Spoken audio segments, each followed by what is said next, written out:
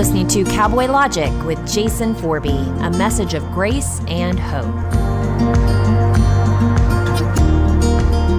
Is everybody good? I don't know, I just feel something strong today. I feel like being strong, strength. I don't know. You guys know our little family that sits over here, usually the two little ones that are always, so Joe, he's a lineman. Joe's a lineman. I don't know, I'm just thinking about Joe sitting over there usually, and whenever power goes out or something, you know, the electricity's off and whatever, them guys run out there and fix it, you know. And then when they get done, this is what they say.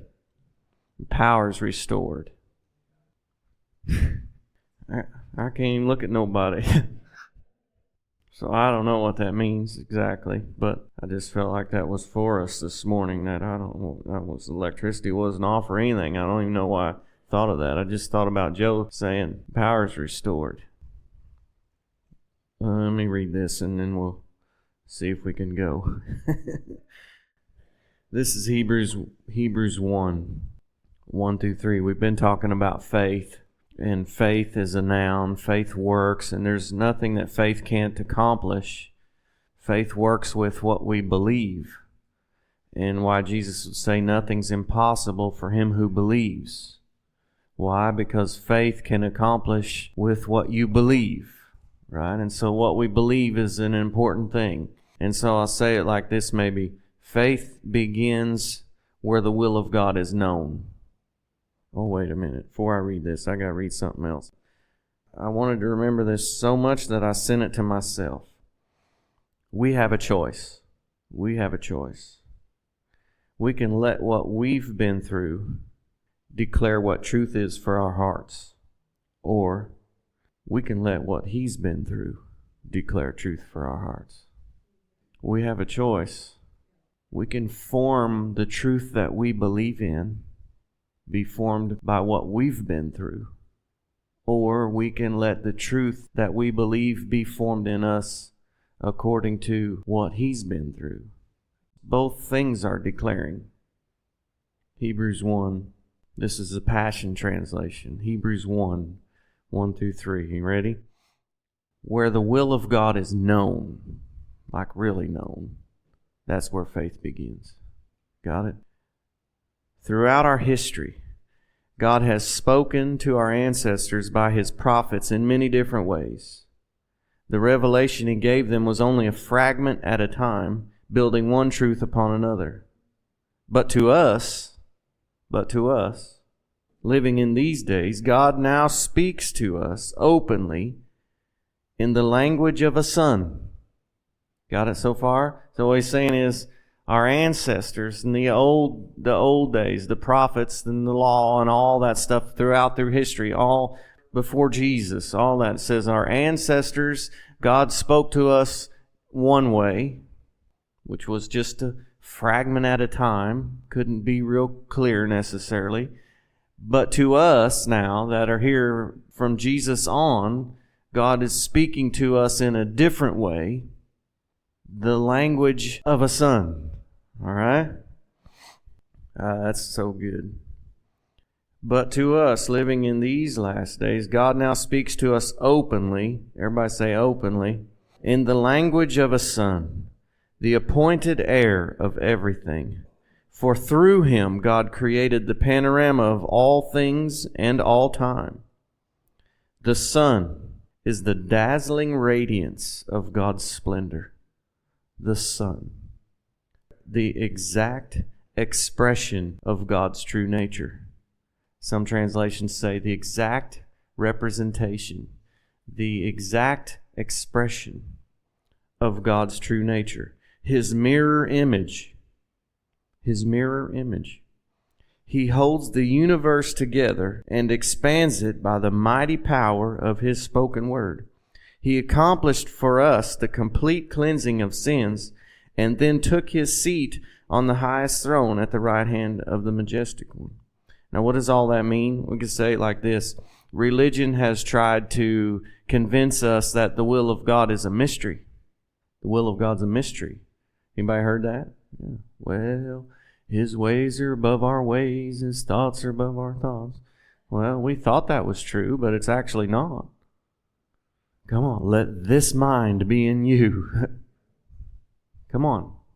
That was fragments of information. Here's what it's saying. Yes, the will of God and the nature of God was a mystery until the Son. Now it's no longer a mystery. The exact nature of who God is has been expressed. His will, His nature has been expressed. It's been revealed. He now speaks to us in the language of His Son. And so what am I saying? Jesus is the exact representation. This translation said He's a mirror image. So now we can know what the heart of God is. We can know what the will of God is. We can know what the nature of God is because it was revealed in Jesus.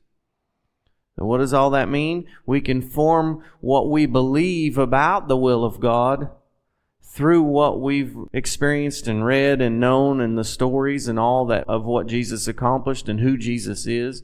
We can now believe the will of God according to Jesus instead of according to Moses or according to Jason or according to whoever's experiences have been whatever, because we've lived life for a period of time without very much knowledge of who God really is. And so all of that has produced in our lives. And if we let all of that form our belief system, we'll actually believe things about God that aren't lining up with who Jesus revealed God to be. And faith is activated and works where the knowledge of God begins. Oh, help me. I'm going to try to get this out. Is everybody all right? So what does that look like really? So faith really works with what we believe. And so it's like this choice that there is. It's like, remember, we talked about Peter walking on the water and getting out of the boat because Jesus said, "Come on, Peter." And he walked, and then all of a sudden he started looking at the surroundings, and then he started to sink. Jesus saved him, and he said, "Oh, Peter, you had real big faith for a little short time. Why did you doubt?" Right? Why did you doubt? So I'm thinking, what is this doubt? Doubt would be to go from operating in what he said into looking at the circumstances and the situations, right? So if we can have faith activated because we've become sure, no doubt, sure, this is where faith goes to work.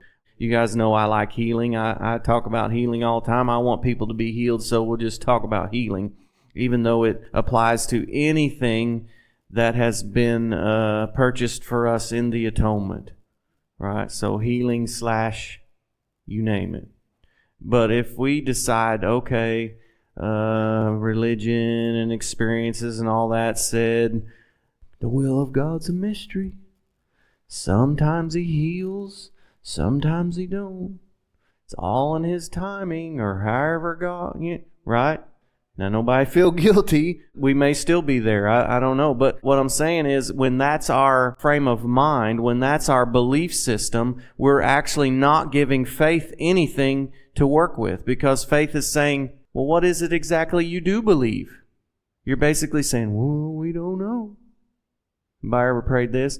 Pray for so-and-so, right? Well, Lord, if it's your will. All right, we can all be honest. We've all prayed that. We've all prayed that. But that prayer is actually an announcement that you don't know what His will is. And faith activates on what you know. This is not mean, right? We want to know, right? So it's like this thing of, okay, now I can decide and have the choice of what I know based on the will and the heart of God of what's been revealed through Jesus. Because circumstances said sometimes He heals, sometimes He don't. We've all experienced that. But if I go look at the life of Jesus, did Jesus ever preach that sermon? Come on, did I find any stories in there where Jesus come up with this stuff that we've come up with and said, well, when you get this out of your life and when you get this cleaned up and when you get, you get your Sunday school attendance up and you maybe quit a few of these things that are harmful to you, then come and see me and we'll talk about some healing for you. Come on, we've all believed that stuff, but you don't find it in the life of Jesus. Everyone that ever came to Jesus for mercy and grace got mercy and grace. He knew that when you experience the mercy and grace, that provides the power to deal with all that other stuff if there is other stuff to deal with. You got what I'm saying? So I'm just saying, we can now know and be sure that it's the will of God. I'll use it for me, you can use it for you, whatever else. For me, it was healing because I liked healing and everybody needs healing. And the lack of healing had really robbed from me in my life. And so I said, well, okay, I'm settling the fact then. It's the will of God for us to be healed. It's the will of God for me to have healing. It's the will of God for me to be healthy and whole. Period.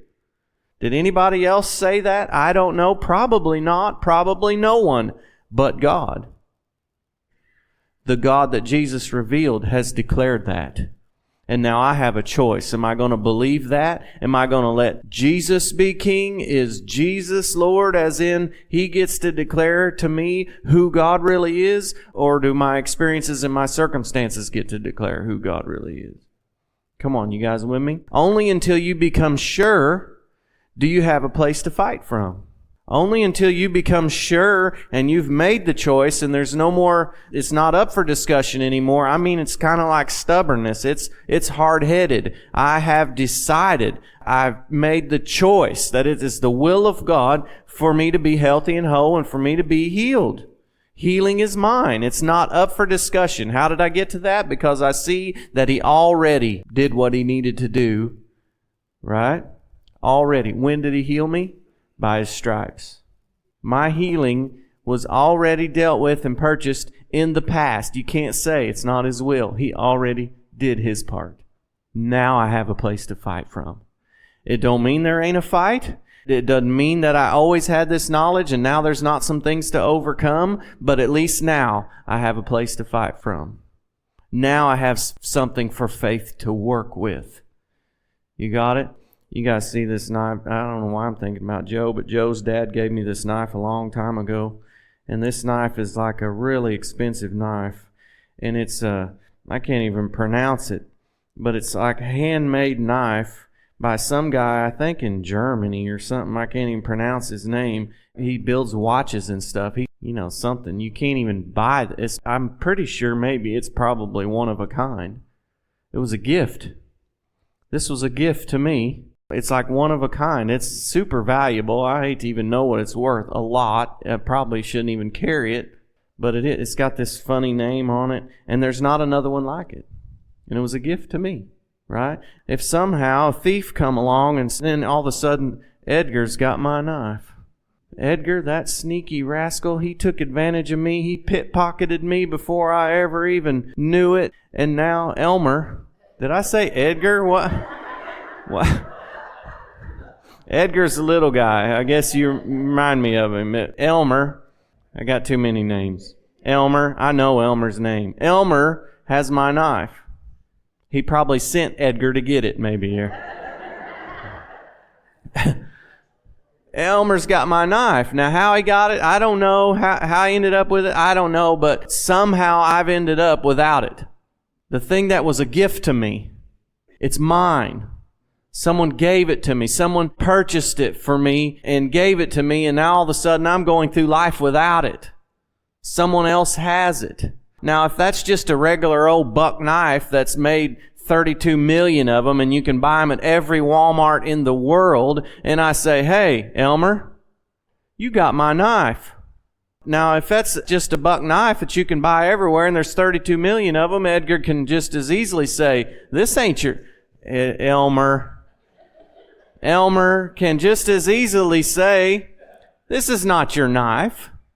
You have no way to prove that this is your knife. You can buy this knife everywhere. There's no way for you to prove that this is your knife. Now, if that's a Walmart knife and there's a million of them just like it, he's got me.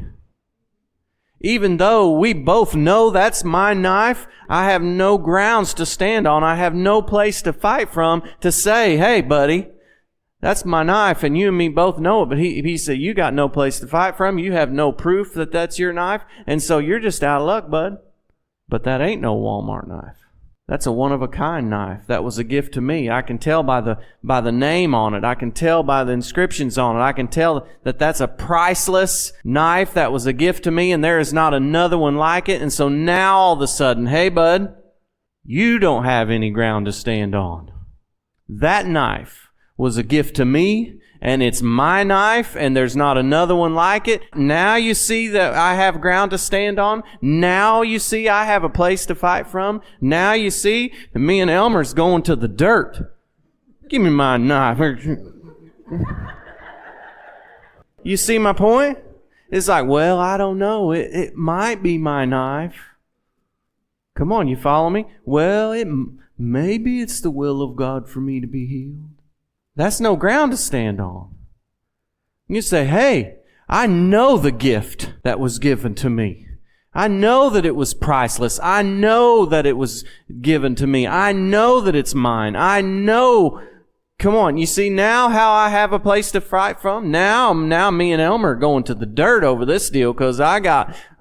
Now faith has something to work from. You see what I'm saying? It's you come to this place of, I know what my experience might be. I might be going through life when somebody else has got my knife, but here's where I'm going to get to the place where I know how to fight. I know that that's my knife, and somehow faith's going to get it back for me because I'm making the stand. I've decided, I've made up my mind. It is my knife. It is the will of God for me to be healed. It is the will of God for me to be blessed. It is the will of God for me to be successful. It is the will of God for my family to be free. It is the will of... Come on. Now this place, faith has something to work with.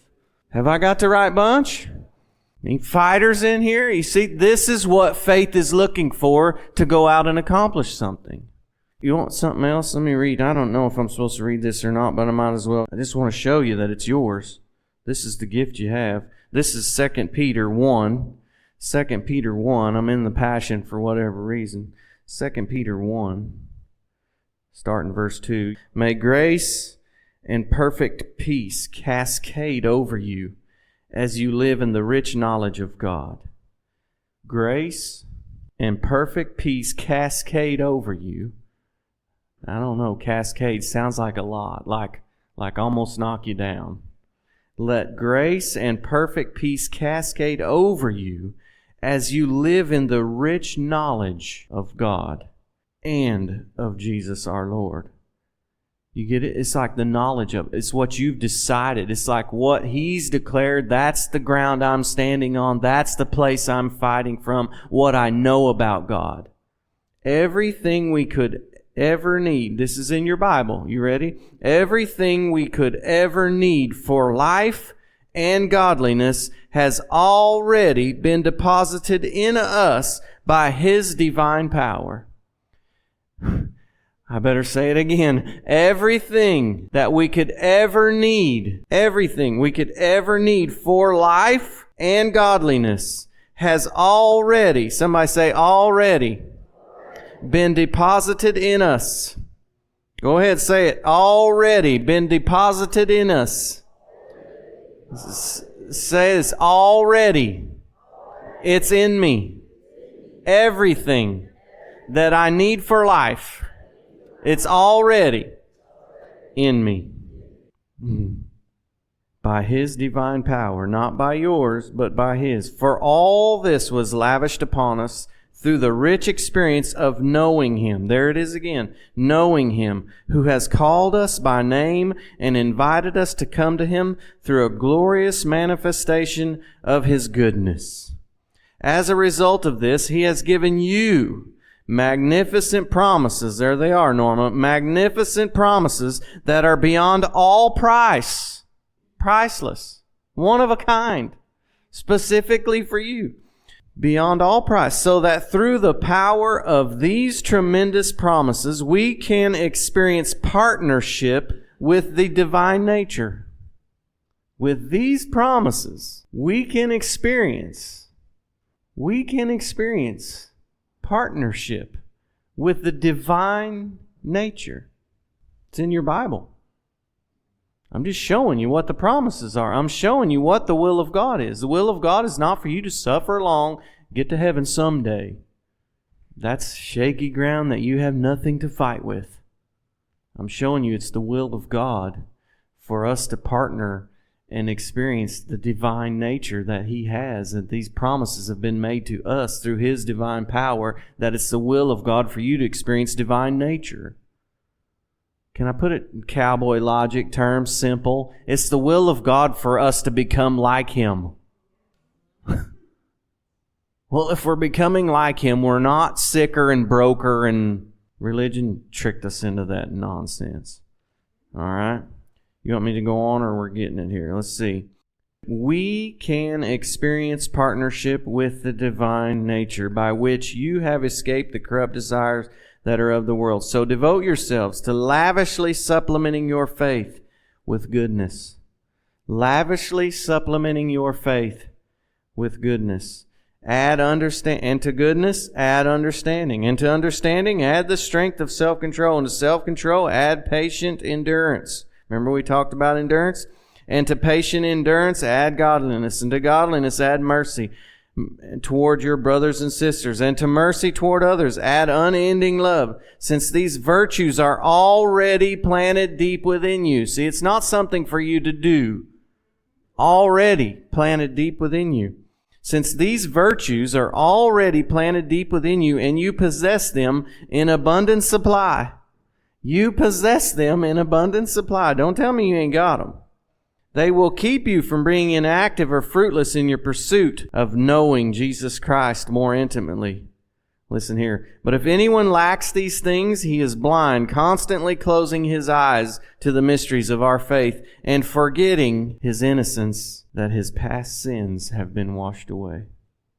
Oh, if any of these virtues aren't actively operating in our life, Peter's saying, of course, Peter, the one who needs to know this as much as any of them, if any of these virtues are not operating in our life, it's for one reason.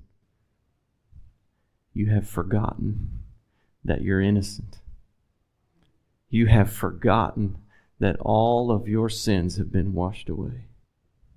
When you have forgotten this, or probably never been told, you cannot hear the language of a son. The language of a son you can hear from God. His true nature, His true heart, and His true will. And you become convinced, and it's easy to make the choice. And then faith goes to work on our behalf and fulfills the promises in our life. And the next thing you know, I got mine eye. I wanted to get us to this place and then do our declarations. You guys with me now? You following me now? What if we declared this stuff like we always do, standing on a different piece of ground? What if we declare this stuff like we always do with the knowledge of God and His nature for us from the place of, oh yeah, I can know that it's mine. I can know that someone came along and stole my knife. Someone might have come along and stole my health.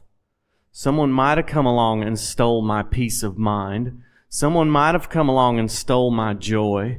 Someone might have come along and stole whatever you're dealing with, fill in the blanks. But now that I can know I'm standing on a solid piece of ground and I've got a place to fight from because all of these promises are mine, priceless, made for me, my name on it. It's no longer up for debate. You might be holding it, but by golly, it's mine and I know it's mine and we're going to the dirt. Now, what if we declare all of this over our lives while we're standing in this position? You see a little bit of difference now? It's like we're not just wishing here. We're standing in the place to say, hey. I mean, could everybody agree that there's powers at work that we can't necessarily see? Is that fair enough? There is powers at work that we can't see working. Fair enough? The powers that be that are working that we can't see respond to people that stand on this ground. I know the knowledge of God. I've heard from God in the language of a son. You guys have seen my little guy I got now, my little grandson, Jay. I can't even have words to tell you how crazy I am about that boy. But Jesus would say, the way you feel about him compared to the way I feel about you would be considered hate. That's the language of a son. How could we dare say that it's not the will of God for us to experience heaven on earth and to experience life and godliness and everything that was needed for us to experience that has already been put in us. Faith is waiting on us to just decide and drive a stake in the ground and say, by golly, it's mine, and someone else might be holding it, but I'm going to stand in this place and I'm going to declare what the promises of God are over me and my life and my family and those around me, and I'm just going to trust God and know that faith is going to work, and somehow my knife is back in my pocket. I just think somebody's getting healed today. I think somebody's going to get their knife back and put their healing back in their pocket and say, someone stole my health and I'm no longer tolerating it. I'm making the decision today that it's mine. However long it takes, I don't know. I'm not responsible for all the intricacies of how it all works. It's my place to stand, and it's my place to declare, and it's my place to know the will of God and the heart of God and the nature of God, and watch faith bring that to me. And then all of a sudden I'm becoming more like Him. I'm strong now. I know how to fight. I get better at fighting. Have I got the right bunch here? Anybody got some fights going on? Anybody been stole from? Somebody's got your stuff, or somebody's got your whatever? Everybody's been stole from. Thief comes to steal, kill, and destroy, but I've come to get your stuff back. Everything that pertains to life, I've come to put in you and deposit in you. Now we can say, we are the sons and daughters of God. I hear God in the language of the sons and daughters. We are empowered by the love of God. We are empowered by knowing the will of God. We are agents of heaven. We are righteous. We are free. We are strong. We are believers. Signs, miracles, power, and love follow us wherever we go. We declare. Come on, we declare. Everyone who comes through our doors, or listens online, or meets us in life, is now, right now, give me my knife. Come on, that's kind of weak. Give me my knife. Everyone is now receiving peace in their minds. Peace is a promise. A promise is mine. I have peace. Peace in my mind. Joy in their hearts. Come on, make it personal. I have joy. Joy is my promise. I'm not waiting for circumstances. Joy's been put in me. It's already there.